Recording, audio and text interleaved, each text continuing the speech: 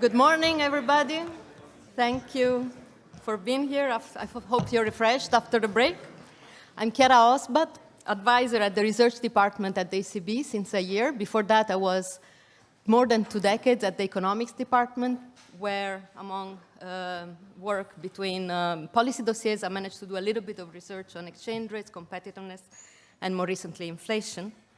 Now, let me start by thanking the CEBRA leadership and also the local organizers for putting together such a great program, and I'm very sad that yesterday I could not attend.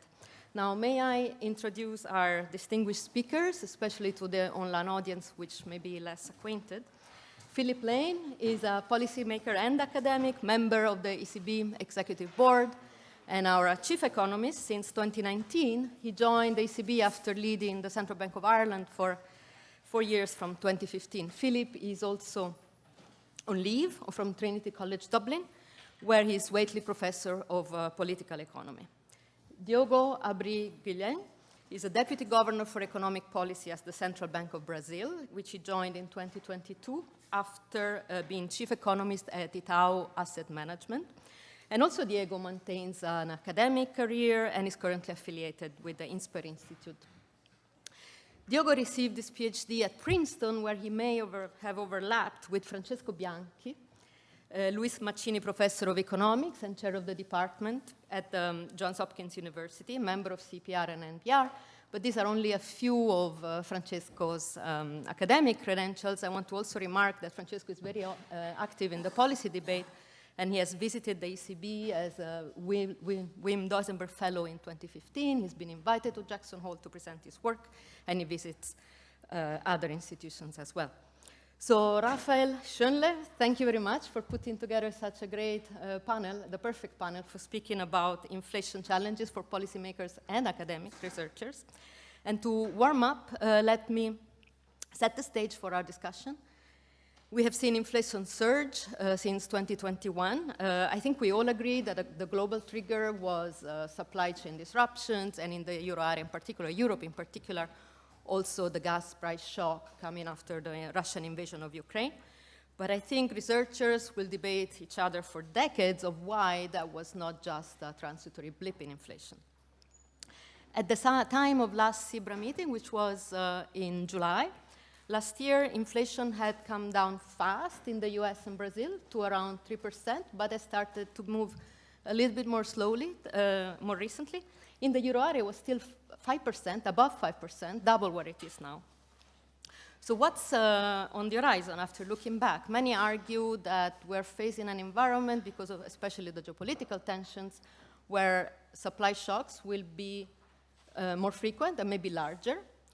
And then we talk a lot about structural change, climate change, demographic change, AI adoption. We know that they will affect relative prices, but what do we think about how they will play out in terms of aggregate inflation? So can I quip that looking ahead, inflation policy and research challenges are as certain as death and taxes? Francesco will be happy to think about that. And before I give the floor to Philip, let me remind you that panels are on the record. We will have a round of introductory remarks. After that, I will throw some questions around and then open to the floor for more. Philip, please.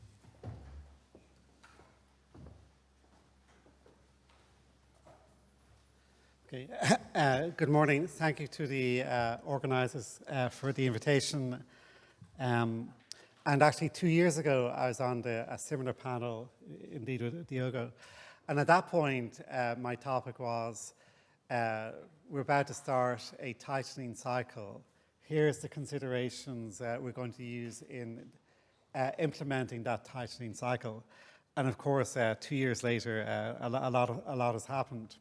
So in these opening remarks, I'm going to briefly report on how that tightening cycle has proceeded, make some comments again in the direction, given that this is the CEBRA, the Research Association, at least from my perspective, what are maybe some interesting open research questions about this period.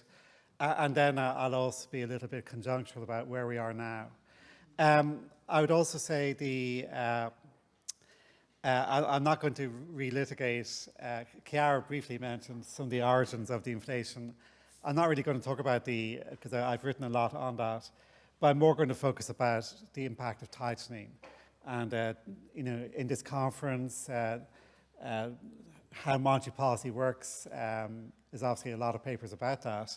Let me, again, without being conclusive in any way, try out a few comments. Okay, so maybe one of the comments I have is on the left here, is that this shows the forward curve at different points in time. And if you go back to December 21, which is actually when the ECB started to pivot, that's basically when we announced a scaling down of QE for 2022. And at that point, the December 21 inflation forecast, the end of horizon forecast, jumped quite a bit. Now, not all the way to the target, it was at 1.8, but I think the world could see we were getting closer. And you can see even at that point, the forward curve had basically believed that rates would remain negative for the next 5 years. So this is shown through 2027. So December 21, the low for long was still a very strong hypothesis. And then what you saw is over the course of 22, and in fact a lot of the forward curve moved pretty early in 22, we had a significant jump. But let me emphasize, is that this is not just a cyclical increase in the policy rate. There is a cyclical component. You can see the hump in the forward curve. So people throughout have not believed rates would remain at the peak forever. But what's interesting is the kind of 5-year ahead type rates are 2 point something. So we have at that horizon expected inflation around 2. In December 21, expected inflation was 1.8 at the end of horizon. So there's been a 20 basis point increase in the end of horizon expected inflation rate. And there's been at least 200 basis points, if not more, of a change in the 5-year ahead policy rate. So another way of saying this is the low for long period looks to be over. And so this morning and throughout the conference, people are asking, why does it look like transmission on this occasion has maybe been stronger than normal, at least on some dimensions? And maybe one reason is it is a kind of regime change. It's not just about rates going up for a few months. The longer end of the horizon has also moved quite a bit. The second graph, this is the difference between the 10-year and the 2-year. And you might say, well, clearly there's a cyclical component here. The 10-year rate has moved a lot less than the 2-year. So that's also true. So this is why, anyone doing econometrics has to balance that out. But hidden behind this is also definitely an increase in the term premium, which we've seen. And that is not, of course, independent of the right side, because the policy tightening has not just been on rates, it's been on this shrinkage of the balance sheet, where most of the shrinkage so far has just been the end of the TLTRO program, which is nearly over, but also some mild runoff of the bond portfolios. Again, in terms of the European financial system, the question is, okay, how much of this is transmitted via the banking system? And I'm not going to dwell on this because I know Chiara is worrying about the time. But let me highlight the second panel here. The transmission via the banking system is not just the pass-through to lending rates and deposit rates. It's also that credit standards have tightened quite a bit. And again, this is very natural. If you think the world is changing, then banks, which might have had fairly easy collateral policies, easy attitudes to other dimensions of terms and conditions, have tightened quite a bit. And when you put those together, you get the right graph, which is not what's happened elsewhere necessarily. You've had this very big deceleration in credit. So nominal credit has basically not been growing for a long time now. So credit to GDP has been falling for this reason. And this is more than was projected in linear models. So in terms of transmission, it looks like the credit dimension has been important. Then you might say, well, okay, that's nice, but has it slowed down the economy? Has monetary tightening contributed to a slowdown in the economy? And here, what I show is the growth rates for 22, 23, 24 in the left panel, what we thought in December 21, December 22, and most recently. And in 2022, the first year of tightening, there wasn't really any big downward revision in GDP. So let me say two reasons for this. One is, of course, monetary tightening works with a lag. Number two, monetary tightening in 2022, since we were starting from loose, was not all that restrictive in 22. And also, importantly in 22, despite the war effect, we also had the pandemic reopening in the middle months of 22. And that created a big rebound in the services sector. So trying to work out from the 2022 data how much power monetary policy was doing, you're not going to get very far. Whereas look at 2023. Compared to what we expected 23 to look like in December 21, it came out a lot lower. So in terms of saying, is there a hint here that monetary policy has played a role? It looks to me from the 23-24 data that it has contributed. Because remember, in 2023, the severe terms of trade shock in 22 was reversing. So the impact of very high oil and gas prices, you might think was already starting to ease in 23-24. And so what we've seen in the middle is essentially domestic demand has softened quite a bit. As you might expect, investment stopped basically, but we've also had in 23 an ongoing consumption being very muted. And that connects on the right side to essentially a significant increase in the savings rate. So that's one of the open questions, I think, is the increase in the savings rate to do with uncertainty, to do with the war and so on? Or is it, again, in the context of moving away from low for long, there's actually been a savings response to the higher interest rates?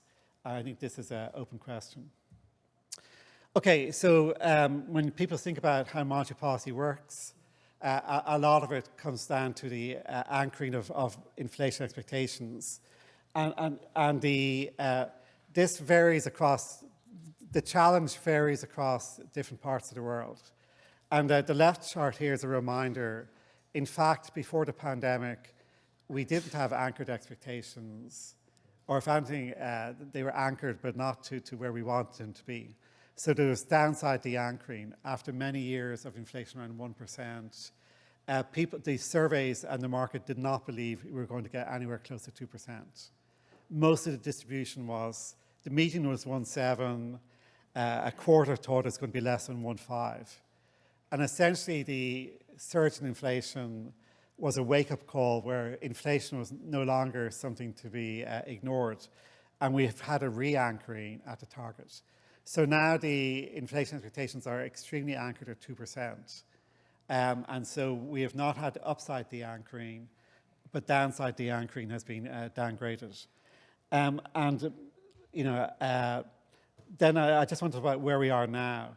It is essentially, it's clear also in terms of the inflation dynamic, it's been a two-stage process. The initial shock, which here, this is the Bernanke-Blanchard decomposition you see, can be attributed to energy, food bottlenecks. And in year one, in 2022, you get rapid disinflation just from those shocks fading out or reversing. But then you have the second round, which is basically the labor market and other markets adjusting to the, catching up to that initial shock. And so what we project forward is, right now we have a lot of wage inflation. So right now, even though the initial shocks are in the past, there is still inflation coming from both, I'm shorthanded saying wages, it's also late moving prices as well. But this should dissipate. And so, Chiara, you'll have to penalize me later on for taking another minute. So what I would say is, this is reflected in the fact there's been a lot of progress in terms of various measures of underlying inflation, But those measures which are connected to slow-moving wage-related factors still remain high. When people say, is inflation sticky? I think it's more nuanced than that, because if you look across different categories of goods, it's working its way through the system. Some categories move quickly, and then the adjustment is over. Other categories are later in the process, wage-intensive categories and so on. And so this is what we've seen is, behind what looks like relatively stable services inflation, there is a kind of a transmission of the wave, and which might give comfort to the idea that there's a backward component to this, which over time will fade out. And this is why we're spending a lot of time looking at wages. This is we've seen wages still relatively high, even if there's a little bit of a downtick most recently. But let me end with the wage tracker that the ECB staff and Eurosystem staff have been developing. And the wage tracker on the left side says right now in the second half of 24, this year we're still going to have plenty of wage increases. So what we see in terms of the contracts and so on is there's still plenty of wage increases this year. But if you look on the right, this is what the wage contracts are saying for next year and the year after. Basically, they're saying this is the catch-up is peaking now.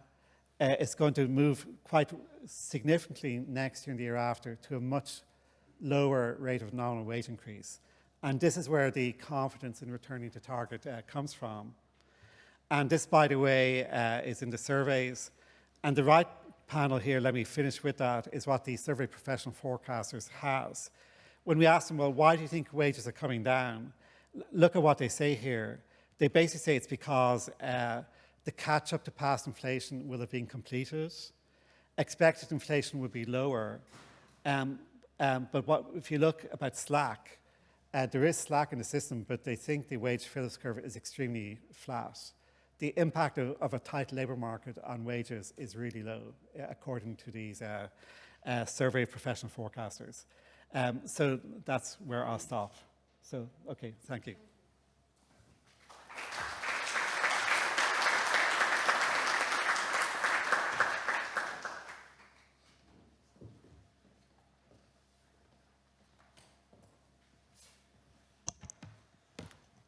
Hello, thank you. Thanks for the invitation.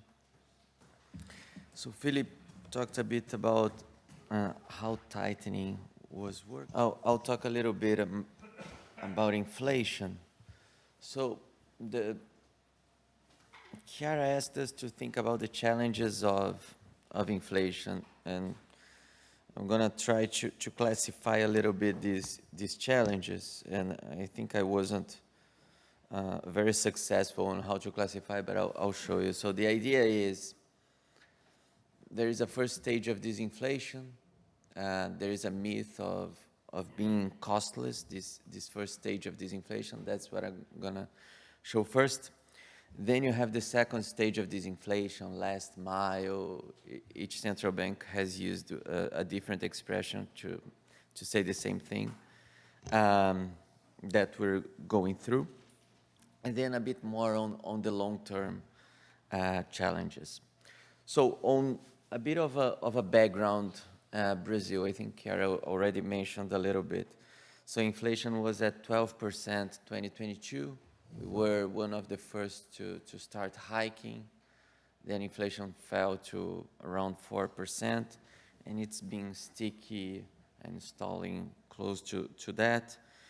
We've gone through a cutting cycle end of 2023, beginning of 2024. That's where we are now. But starting with, as I've mentioned, this first stage of disinflation, and the idea that you have a costless disinflation. I compare here two periods of disinflation, and I think everybody was talking about that. How can you get such a disinflation without a widening of the output gap, you know? And then in Brazil, you had services inflation falling from 2015 to 2018, but with a huge widening output gap. But over the period 2022 to 2024, the output cap didn't change much. There was a big discussion of supply, demand side, as continued to be. But when you look at it, this is a decomposition taken from the model of the central bank. You see the impacts on services inflation. And I look at services inflation because, you know, we've been talking about core inflation or looking at the items that are more sensitive to monetary policy. But even these items, there are spillovers from the headline that you see. So on services inflation, that it's a part that we have been very attentive to. You see the impacts from food at home or regulated prices on services inflation pushing it down. Now, the fact that services inflation fell due to regulated items mostly or food at home suggests that it's a bit more of a fragile disinflation, right? You have you still need the second leg of disinflation, and it also begs the question that you cannot have a victory lap, right? The victory lap only comes after you see the second stage of disinflation. And now getting into this second stage of disinflation, starting with, say, exogenous or uncontrollable issues, being sloppy here on exogenous. But first you have the external outlook. And during this period, there was a high correlation of rates in the US and EMs. And then, I mean, there was a global shock, right? So it was expected to see cycles that were correlated on this easing cycle, but now things start to become more idiosyncratic. How big of a shock came from the fiscal? How strong is demand in each country? And you start seeing less of a correlation in the term structure comparing across countries.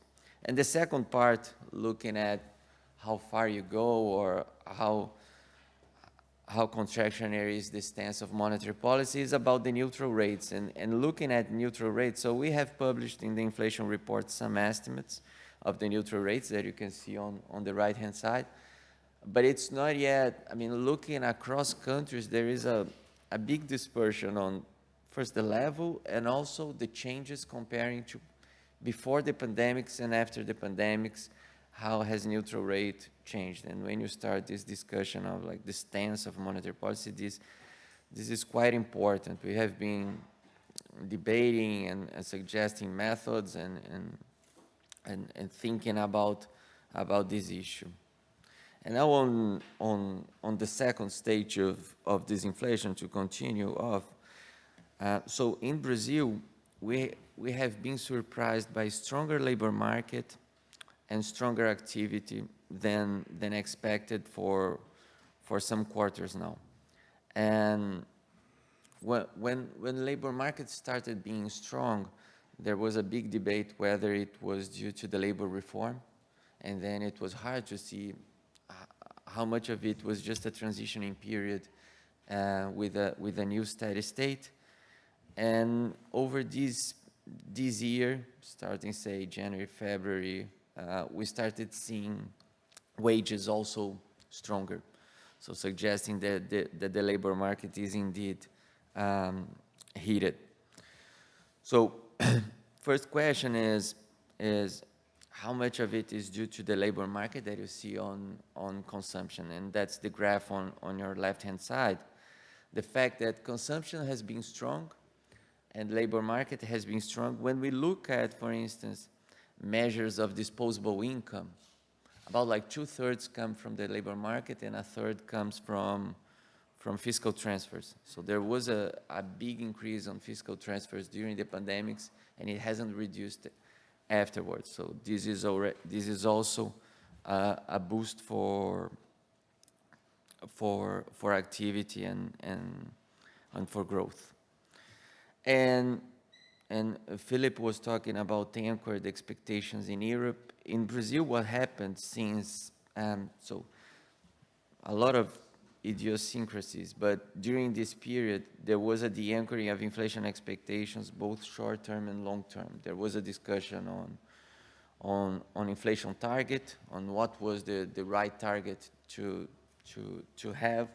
In the end, it was kept the same target, but with a big discussion in the news about it, and there was a de-anchoring around that period. And after such de-anchoring, it hasn't come back to 3%. And over the last, say, 6 months, we saw another lag of de-anchoring on the longer term inflation expectations, moving to like 3.6% for 2026. So this is another issue that is quite important during this inflationary period. And finally, moving away from the cyclical challenges, first stage, second stage. So my goal was to try to classify, because Chiara was asking, Chiara and Rafael, they were saying, look, there are some challenges like climate change, higher public debt, geopolitical tensions. And so I was like, okay, so which one is price volatility, which one is inflation, and which one is price level? Because in the end, when you think about monetary policy, they have completely different answers, right? If you think that it's a inflationary or it's a price level thing. And so I started looking at the papers, and in the end, I don't have an answer, right? Because when you start looking at papers, you see that each of these issues that you brought for long term, they can be seen as a change on price level, on inflation, or on price volatility. So I wanted to classify. I ended up more confused than I was before. Thank you.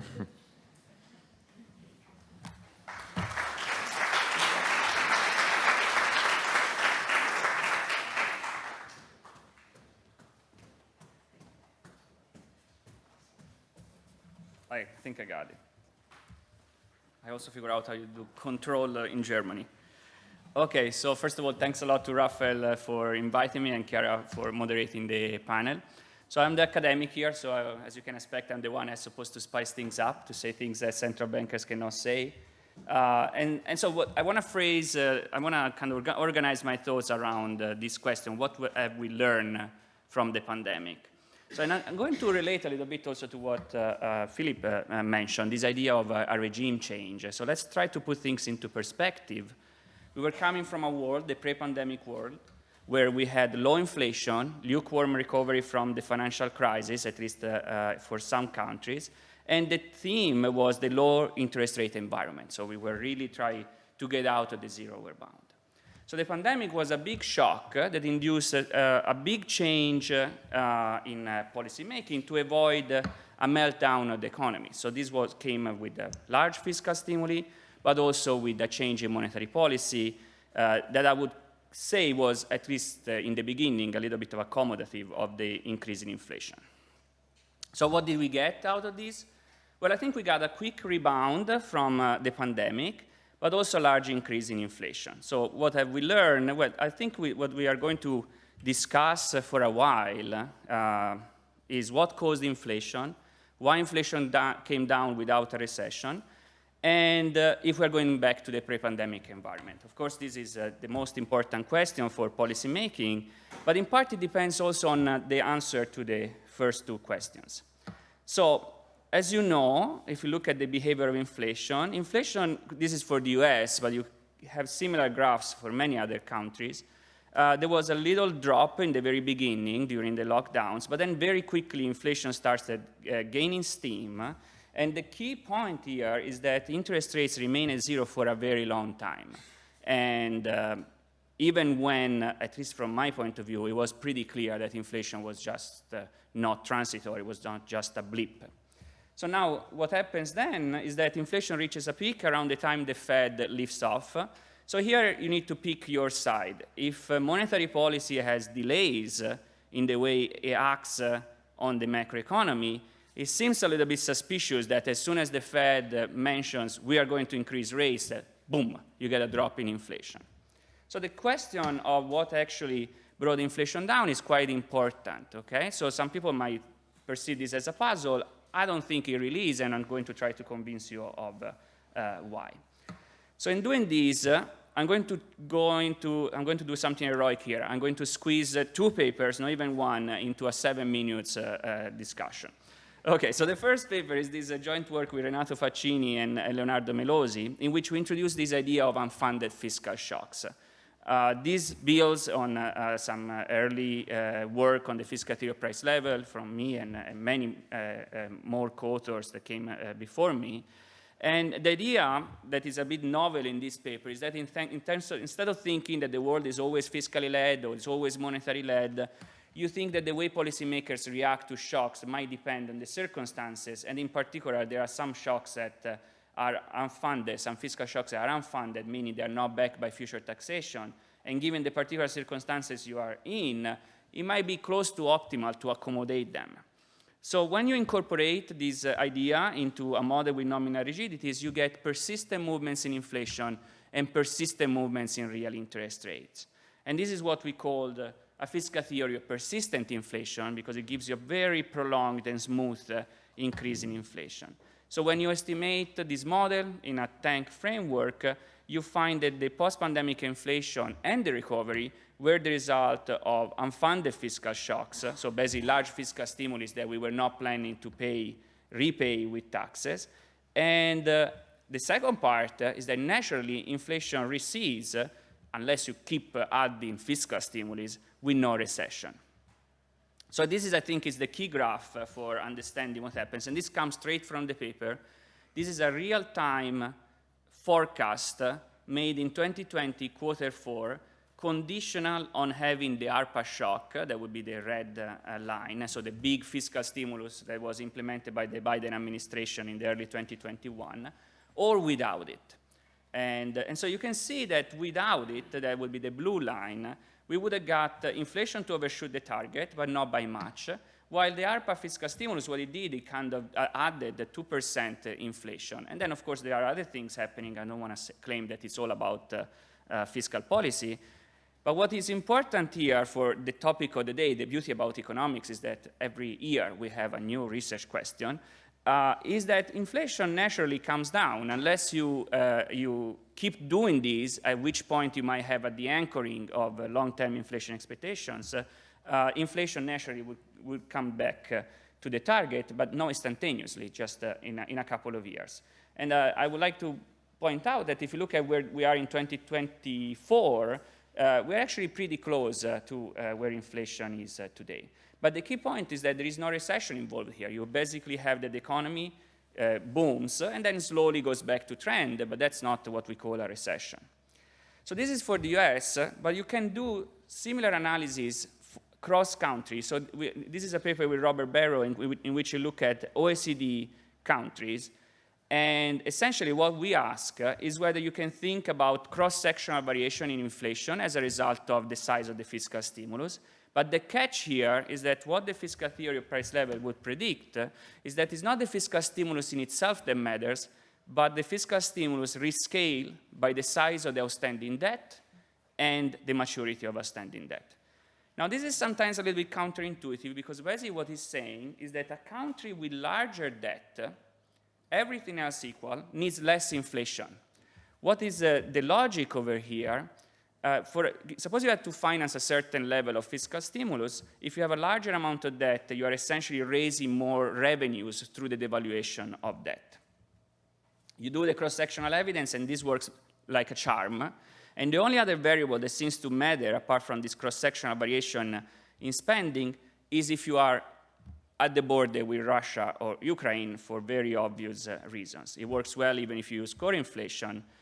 And so let me just go back to my original question in the interest of time. So what have we learned? From my point of view, we learned something that maybe some economists already understood very well, like Chris Sims, Mike Woodford, that fiscal policy can succeed where monetary policy fails, in reflating the economy at the zero lower bound. So what caused inflation? Unfunded fiscal shocks. Why we didn't get a recession? Well, because these unfunded fiscal shocks eventually dissipates. Are we going back to the pre-pandemic environment? This, I think, is the important question that Philip was talking about. I don't think so. There has been a regime change. I think we are going to debate for a while what exactly caused a regime change. But it's kind of curious that something that was perceived as a very negative event, the pandemic, seems to have solved our problems. Okay, so there must be something else that we are missing, in my view, as fiscal policy, but of course, we are going to argue this for a while. Now, was this a good policy? When you try to answer this question, I think that it's very risky to do it ex post, because with the benefit of hindsight, it's always easy. I think given where we were when these policies were implemented, we risk it was very asymmetric. I think these were close to optimal. And so the policy response were successful in several dimensions. Now, with the benefit of hindsight, we could have done a little bit less, but overall, I think that we learned that fiscal policy is a powerful tool, not just for redistribution, but also for reflating the economy when necessary. And of course, with great power comes great responsibility. Thank you.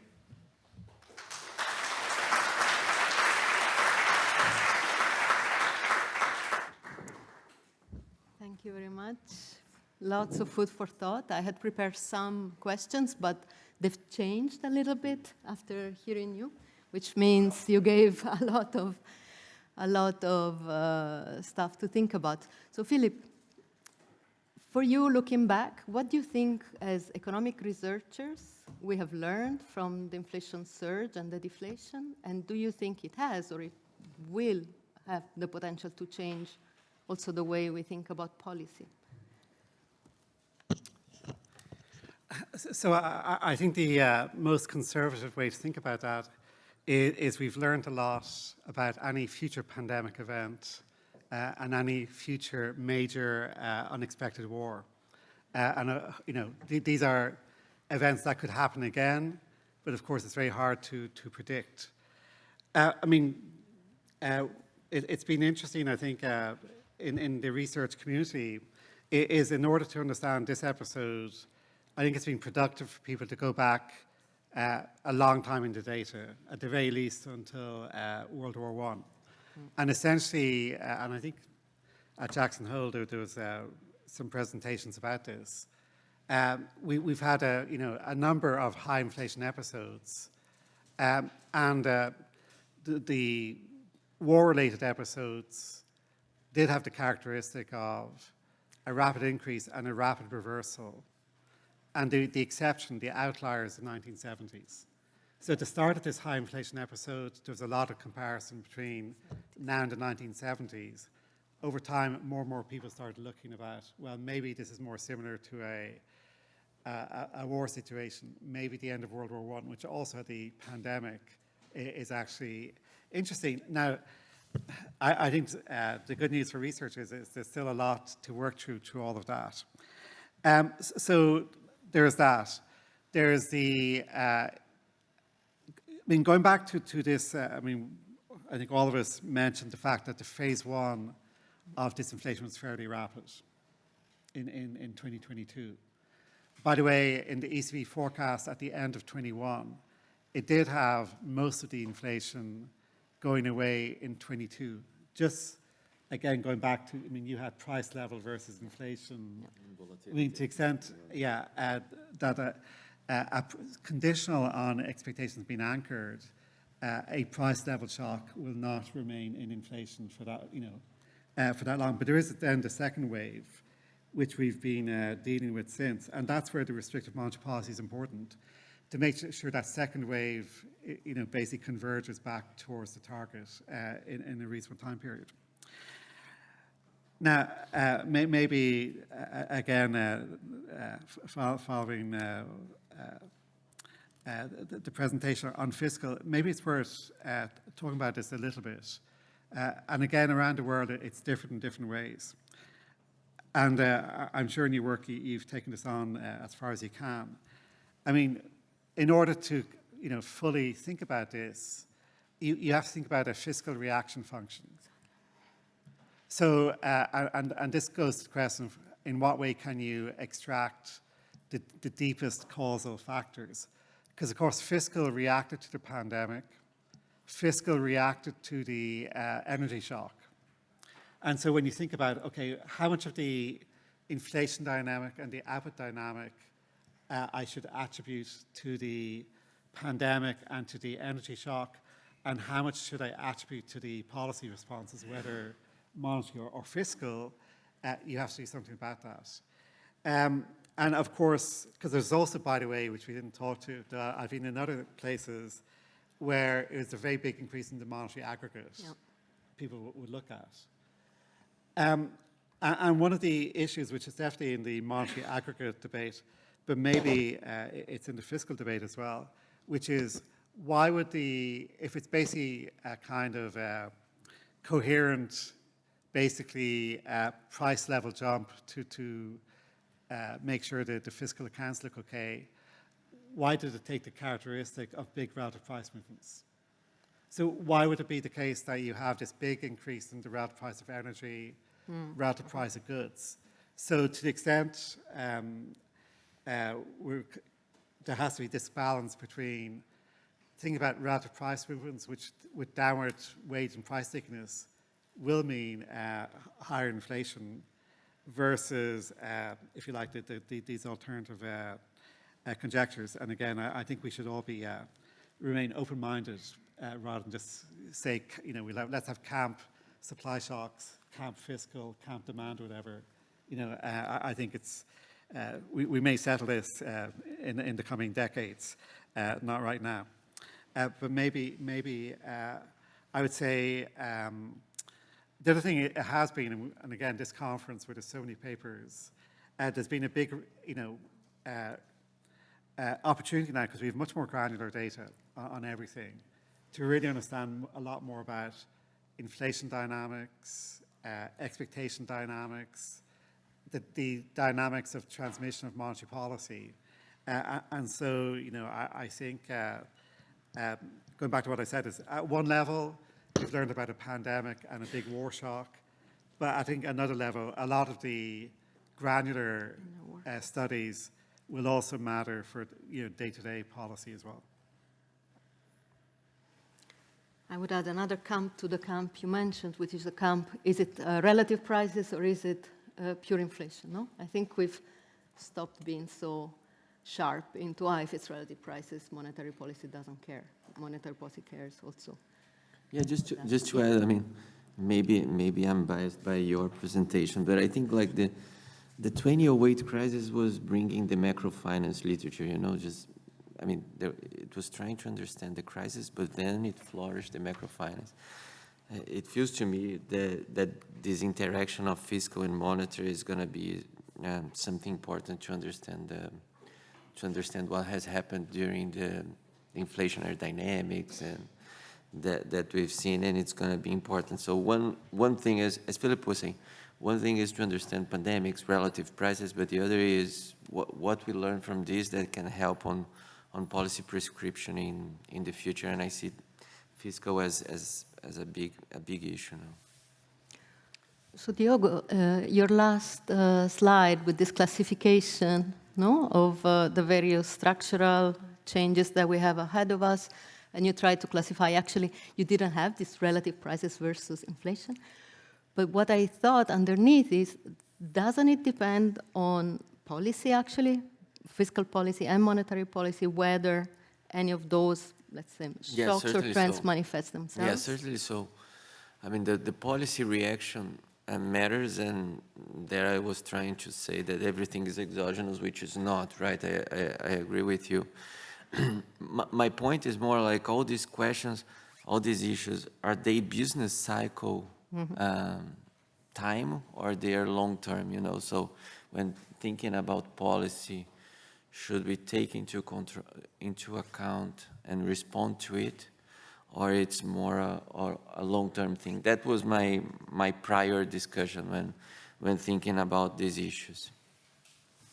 And do you think these issues and also the policy mix, do you see it differently, occupying yourself mostly with an emerging economy relative to advanced economies, fully knowing also that I have the impression emerging economies are more different among each other than advanced economies are probably, but would you dare articulate a way in which the challenge will be different for emerging economies, maybe in terms of availability of instruments? Yeah, it could be. I mean, so the challenges, I see the challenges a bit different. Maybe there is more of a debate on coordination between fiscal and monetary coordination. Like depending on the external outlook, I think these things matter for emerging markets. A little bit of a more uncertainty on the parameters, as I was mentioning, for instance, the neutral rates. So as the scenario evolves quite a lot, how much of it is a trend and how much is not. So I see that also as a difference in EMs. And Francesco, coming back to fiscal, no, I think you made a strong point that trigger of the fire was the supply shocks, but then the combustible material, really, at least in the US, was the fiscal expenditure. Mm-hmm. Now we're talking about these structural trends in our future, and you also ended to say we're not back where we were, specifically indicating geopolitical tensions, but you could add that also climate change, demographic change, Right. will require investment, and because they change relative prices, they also will require redistribution, and fiscal policy is the one with instruments to invest and redistribute. So do you live now in a future world in your mind where there will be more pressure for governments to spend, and in particular to surprise with unfunded spending decisions? Yeah, no, that's a great question. So yeah, I feel like there is a lot of pressure on fiscal policy these days from multiple points of view. No? So on the one hand, we would want to finance the green transition, but at the same time also to increase defense spending. So these are the same priorities that they are hard to postpone at this point, unfortunately. At the same time, we ask fiscal policy to take care of important issues like inequality. Now, the point is that in principle, you could do this in a budget-neutral way, no? So there's nothing that prevents us from taking the people in this room or distribute resources from one to the other. It's just that voters don't like it. And so there is always this tendency to promise more, but without necessarily thinking what the implications are. And so promises have already been made, very generous promises have already been made. And the US campaign these days is very much about making even bigger promises. And what is peculiar about the political environment these days is that both parties seem to be on the same page in terms of not taking responsibility for fiscal stabilizations. So yes, I think that this question is on the table. And I was surprised, I have to be honest, that Powell mentioned the words fiscal policy, fiscal stimulus during his Jackson Hole speech. He just mentioned it as one in the laundry list of causes of inflation. But I think that behind the closed doors, the central bankers must be, or should be, in my opinion, a bit concerned about what's going to happen on the fiscal side. Because at the end, fiscal policy is controlled by elected officials, and we reached this setup with central bank independence because these elected officials realize that it's in their own best interest, in the best interest of countries. But there is nothing that prevents this from changing. Now, if markets come to believe that every time there is a recession, we are going to go with an unfunded fiscal shock, that is a disaster because it would generate an inflationary bias. So Philip, I think, made a very good connection. He connected to World War I, or you can connect also to World War II. I mean, we do that too in our work. We call these emergency budgets. And Sargent also has done work, I think, with Hall and somebody else, now I don't remember, on this idea that COVID was like a major conflict in which is acceptable to trigger some form of monetary financing. Then we can disagree on the exact mechanism, the exact theory, but it's not unfair that bondholders effectively take a little bit of the hit, no? Now, but this cannot become like the way we respond to recessions on a regular basis because it's not sustainable. Debt is behaving like a step function. Every time there is a recession, it jumps up. The only reason why it didn't jump up this time is because we inflated. Maybe it was just an exogenous event, but the result is like debt is back down thanks to inflation. Thank you, Francesco. And I think it's time for us to also collect some questions from the audience. I see a question up there. Thank you so much for super insightful presentations. I have a question, I guess it's mostly for Diogo. In early 2022, when the discussions were about rapid increase in interest rates at the Fed and also in Europe, people were concerned about replicating 1982 when disinflation led to a sudden stop in capital flows to emerging markets and global recession. And so today we're looking, and this concern has not materialized. So do you have a sense for what were the main factors that kind of resulted in what is essentially soft landing for the emerging markets in this situation? I think there are a couple of issues. First, I think the cycles were in some sense correlated, right? So when you think about the differential interest rate, you didn't see so much of a change. Brazil, for instance, started hiking first, so there was sort of a cushion there on the differential. The second point that I would mention is, when you think about like how the currencies behaved, or I think there was a lot of idiosyncratic shock, so it's hard to say how much of it was due to global monetary policy, how much of it was really the local story. We try to put all the EMs in a bucket and say how they behaved. As Chiara was saying, EMs are quite different, right? And they've behaved differently after the pandemics, I think. So finally on the soft landing, I mean, I'm of the view that you can only say that it landed when you're in the finger, everybody left the plane, and it's over. So until then, there's no hard landing, soft landing. We're still there. Volker? Maybe just some clarification on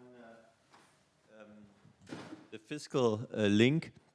I mean, this inflation was largely unexpected, right? That's a key feature. Central banks didn't expect it. If you look at surveys of professional forecasters, most people didn't expect it. I mean, there were some warning voices, but so it was unexpected. So if it were clear that a war or a war against COVID would lead to inflation, then people would have expected it, right? Either it was it's cause for another theory that we were all tricked, which maybe some people have anyway. But maybe you can clarify a little bit from your model, Francesco. So in the model, is this unexpected to people, or does inflation actually rise precisely because people expect it? So I'm not. So okay, so let's separate for a moment the papers. In the paper, we control for market expectations of inflation 5 years ahead. So we actually match that. So it's not like that this is not part of the observable. So we have a measure of inflation expectations, market-based. I'm not convinced by this idea that inflation was not expected. So if you look at expectations by firms, they started drifting up pretty quickly. And markets also started pricing an increase in inflation. It's also possible that what probably is a bit misleading is that at least, especially when it comes to professional forecasters, they might just report what they think is the most likely scenario. But if you look at markets, the right tail of the inflation distribution actually got much longer. So both in the data and in the model, I think that part of the inflation was expected. And as I was saying, if you also remember the graph, there is the very peak of inflation is arguably coming from the Russian aggression of Ukraine. And here I thank Yuri Goronichenko for reminding me that I should say that way as opposed to Ukraine war. So I think in part it was expected. And then of course, like any other model, it might have its limits, but I think we saw some in the data. And the last thing I would like to point out is that it's always a bit tricky to to measure, to decide if people were expecting high inflation or not, because it's all conditioned to the state of the economy. They might have another scenario in which the Fed hikes immediately and we get into a recession or something else that brings inflation down. Thank you, Volker, Francesco. Any more questions from the audience? Raphael.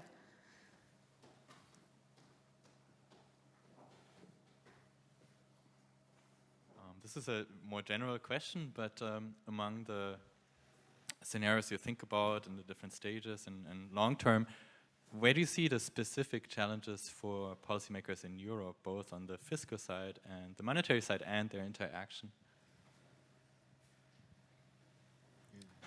Let me start. I think the main challenge that Europe faces is pre-exists, is the fact that we have one single monetary authority and multiple fiscal authorities.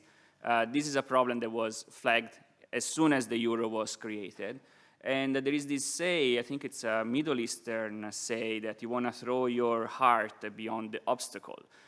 So meaning like the euro was created as a leap of faith that further integration would then follow. And I think that policymakers in Europe are aware of this. It's politically complicated. Maybe we are going to proceed one step at a time.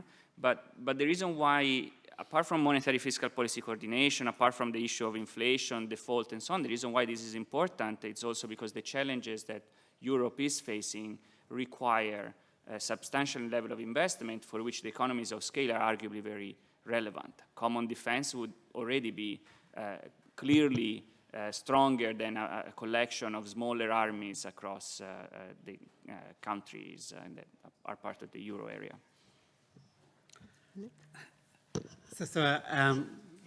Let me make a connected but slightly varied point.